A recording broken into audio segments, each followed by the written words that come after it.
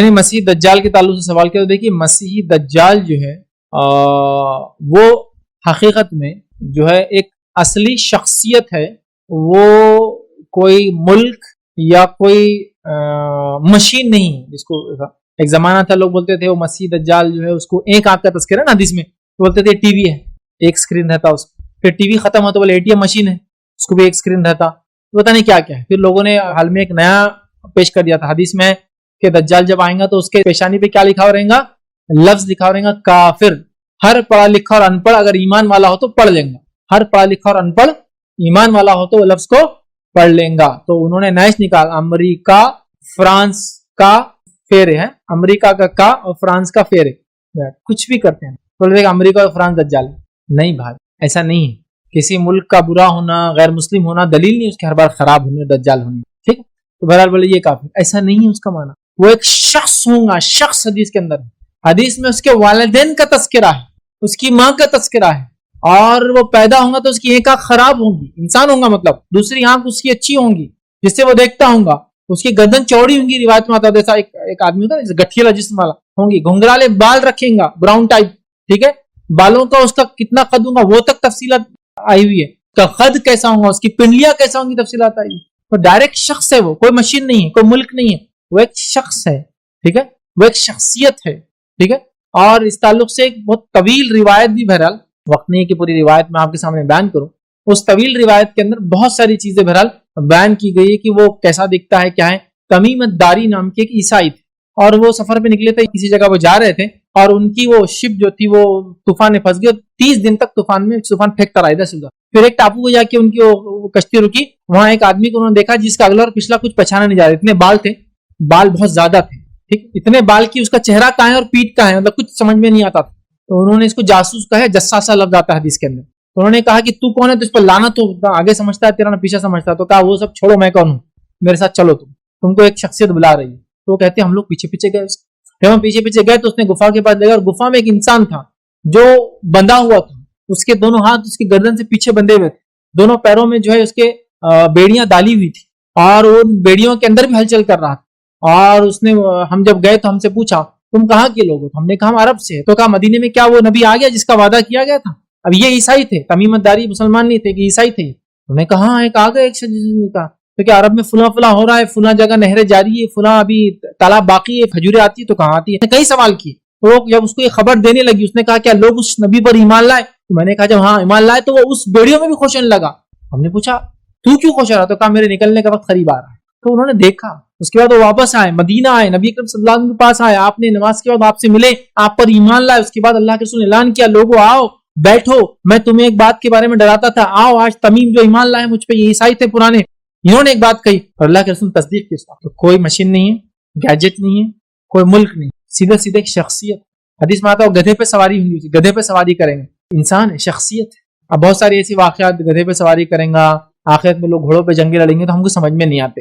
ہوتا ہے ارے یار زمانہ تو نیوکلیر ٹیکنالوجی کا چل رہا, مارس پہ گھر بک رہے, چاند کو لوگ بیچنا شروع کر دیا, چاند پہ پلاٹنگ چالو کر دی لوگوں نے. اب گھوڑوں کی باتیں آپ کر رہے ہیں, مطلب یہ ریلیشن سمجھ میں نہیں آ رہا. دیکھیں ٹیکنالوجی بہت ایڈوانس ہوگی, سمجھ لی کتنی ایڈوانس ہوگی, بہت ایڈوانس ہوگی, اتنی ایڈوانس ہو گئی کہ کوئی بھی پوری دنیا کو ختم کرنے کی طاقت رکھتا ہے. سمجھ لیجیے اتنی ایڈوانس آج کل ہے نا, نیوکلیر اتنا زیادہ ہو گیا کہ بولے کوئی بھی کسی کو ختم کر سکتا. ٹھیک, اب نیوکلیر تو دو پاور نیوکلیر ہے, اب دونوں کیسے لڑیں گے, چونکہ دونوں ایک دوسرے کو ختم کر سکتے ہیں. فیصلہ کیسا ہوگا بتائیے؟ مجھے ایسا لگتا ہے کہ زمانہ پھر آئیں گے, لوگ بولیں گے چلو دو ہاتھ کر لیتے, یہ فیصلہ نہیں. کیونکہ ٹیکنالوجی پاور طاقت اتنی بڑھ جائیں گی کہ سب کے پاس سب کچھ ہے, فیصلہ تو ہونا ہے نا کچھ. روبوٹ کے لڑنے سے تو فیصلہ ہونے والے, دو ادھر کا روبوٹ آیا ادھر کا روبوٹ آیا, لڑ لی, جیت مانی جاتی ہے؟ نہیں مانی جاتی. امریکہ اپنی سب کچھ ٹیکنالوجی کے بارے میں سب کچھ ایڈوانسمنٹ ہونے کے باوجود ویتنام میں جنگ ہارا نہیں ہرا, ویتنام سے اس کو ذلیل ہو کر باہر نکلنا پڑا. اتنا سا ملک ہے, کسی لوگوں کو معلوم بھی نہیں ہوتا میپ پہ کہاں ہے. 58,000 اس کے فوجی مارے گئے 10 سال میں ویتنام, اور ذلیل ہو کر وہ جنگ ہار کر وہاں سے نکلا. تو وہ ناصر بن گیا اتنا سا ملک اس کے لیے, اس لیے کہ وہ اوپر سے ٹیکنالوجی سے روبوٹ سے بم تو ڈال سکتا ہے, لیکن ریئل اتر کے لڑنے کا اس کی طاقت اور ہمت نہیں ہوتی, چونکہ جان ان کو سب سے پیار. جو لوگ آخرت پر عقیدہ نہیں رکھتے نا, ان کے لیے جان ہی سب کچھ, ان کو اس کے بعد کچھ نہیں. اور جو لوگ آخرت پہ ایمان رکھتے ہیں نا, وہ بولتے یہ چلے جائے تو پھر سب کچھ کھل جاتے ہیں راستے. تو یہ ہوتا ہے دو ہاتھ.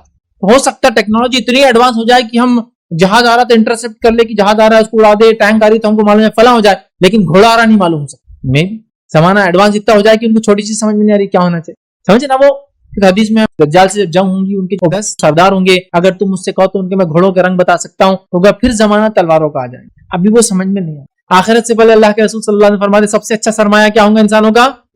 भेड़ और बकरी। आप बोलेंगे यार पैसा सब कुछ है, आज पैसा जैसी कोई चीज आपके पास नहीं है। आप में से ऐसे कई लोग हैं जिनको मैं जानता हूं जो रियल मनी यूज ही नहीं करते हैं, रियल मनी यूज ही नहीं करते हैं। होता है ना ऐसा? मैं कई जमाने से वॉलेट नहीं रखता हूँ, बस वॉलेट है ही नहीं मेरे जेब में, मेरे सिर्फ 4 कार्ड है मेरे जेब में रखे, वॉलेट नहीं है। कभी कोई कैश मांग ले तो साथ वाले से मांग के देता हूँ, थोड़ा कैश दीजिए, कैश। होता है ऐसा, आपके ट्रैवल ऐसे, आपके काम ऐसे लोगों में कि अब आपको कैश लगता नहीं। तो हो सकता आने वाले 20 साल बाद की जनरेशन कैश जैसी चीज भी ना देखे, वो सिर्फ क्या देखे? प्लास्टिक के टुकड़े रखे पूरे यहाँ से वहां तक। और उसकी बाद की जनरेशन प्लास्टिक के टुकड़े भी नहीं देखेंगे, वो चिप डाल दिएगा आपकी बॉडी में, खाली गुजरे और काम हो गया आपका, है ना। तो कैश भी नहीं देखेंगे। तो गोल्ड वगैरह करेंसी बैक कोई चीज नहीं होने वाली है ना। लेकिन रियल एसेट क्या होगा उस जमाने में? जिसके बाद बकरियां मालदार है, उसके रियल एसेट होंगे। अभी से हम जो लोग दुनिया जीते हैं ना, इसमें रियल एसेट जैसी कोई चीज नहीं है। हम रियल मेहनत करते हैं, उसके बदले में हमको क्या मिलते हैं? रिटर्न में डिजिट्स एंड नंबर्स मिलते हैं। आपके अकाउंट के अंदर 4 डिजिट बढ़ा दिए गए, जिनकी वैल्यू है 9000, 9000 मिले आप, ठीक है, 9000 तनख्वाह आ गई। एक्चुअली वही 9000 आपने कभी कैश नहीं निकाले, कार्ड से उसको स्पेंड कर दिया, तो आपने डिजिट्स लिए और डिजिट्स को एक्सपेंस कर दिया। तो आप रियल एसेट बैक, मतलब आपकी तनख्वाह एक्चुअली बैक बाय एसेट नहीं है, या तो कागज है उसके पीछे या तो डिजिट है उसके पीछे। लेकिन क़यामत से पहले जाहिर सी बात है ऐसा बहुत होगा, लोग करेंसी खत्म हो जाएंगी, हो सकता है सोना चांदी सिर्फ नाम को शौक को रहेंगे, करेंसी खत्म हो जाएंगी। तो रियल एसेट क्या होगा इंसान के पास? बकरियां जिनके पास होंगी ना वो मालदार, क्योंकि उसके पीछे बैकिंग होगी, उसके माल के पीछे। आज हमारे नोट के पीछे, करेंसी के पीछे बैकिंग नहीं होती। एक सिर्फ वादा होता है, प्रॉमिस टू पे the bearer some of dash rupees, सिर्फ वादा है ये, इसकी असलियत नहीं है। और जिसको 2 साल पहले का नवंबर याद है वो सब समझ सकते हैं कि इसकी असलियत कुछ भी नहीं है। 500 और 1000 के टुकड़े आपके जेब में पड़े हुए थे एक बार नवंबर में 2 साल पहले, जो बकरी को डाले भी तो वो भी नहीं उठा रही थी उसको, इंसान तो हथीन लगा रहे थे उसको, है ना। तो आपको चेंज करना पड़ा, तो ये वैल्यू थी उसकी। लेकिन रियल करेंसी बैक होती है किसी चीज से, एसेट्स होते हैं उसके पीछे, और वो ऐसा नहीं होता कि डूब सकती है। गोल्ड जैसा है, गोल्ड है, वो कभी भी खत्म नहीं हो सकती उसकी वैल्यू, उसकी इंट्रिंसिक वैल्यू बोलते हैं, डिवैल्यू नहीं होता, उसकी अपनी खुद की एक कीमत होती है हमेशा, समझे आप। तो ये जो आखिरत से पहले होता है ना, दज्जाल वगैरह वगैरह, मैं उसको समझा रहा था, बहुत सारी चीजें आज समझ में नहीं आती, तो उस वजह से हम मजाक ना उड़ा हदीसों का। मैंने कई लोगों को देखा हदीसों का नौजुबिल्लाह मजाक उड़ाते, बोलते अरे ये कैसी हदीस है, अब कौन सा दुनिया का हिस्सा बाकी है, अब कहाँ छुपा हुआ होगा वो क्या आपका दज्जाल, अब तो दुनिया मिल गई हमको पूरी, अब कौन सा यमन के अतराफ में बाकी इलाका है जो नहीं मिला, सब मिल गया हमको। आप आज भी दावा नहीं कर सकते, और ये सब गायब है। अल्लाह ताला उनको रखेगा नजरों से ओझल इंसानों के जब तक वो चाहें, और खोल देगा जब वो चाहें। आज भी इतनी साइंस और टेक्नोलॉजी होने के बाद मुझे आप बताइए, समंदर के अंदर इतनी अल्लाह की अजीब गरीब मखलूकात है जिसको हम आज भी नहीं समझ, आज भी हमको नहीं मालूम, इजादत होती जा रही है, इजादत होती, तो यही होता है। तो हम इन चीजों को, वो हकीकत है, दज्जाल हकीकत है, याजूज माजूज हकीकत है, जमीन से निकलने वाला दाब्बतुल अर्ज एक जानवर वो हकीकत है। ये सब हकीकी चीजें हैं जो होंगी, ईसा अलैहिस्सलाम आसमान से उतरेंगी, वो हकीकत होंगी इंशाअल्लाह अजीज, ठीक है। तो वो सब क़यामत से पहले किए, तो वो शख्सियत है दज्जाल, कोई मुल्क भी नहीं है, और इसी तरह कोई मशीन वगैरह भी नहीं।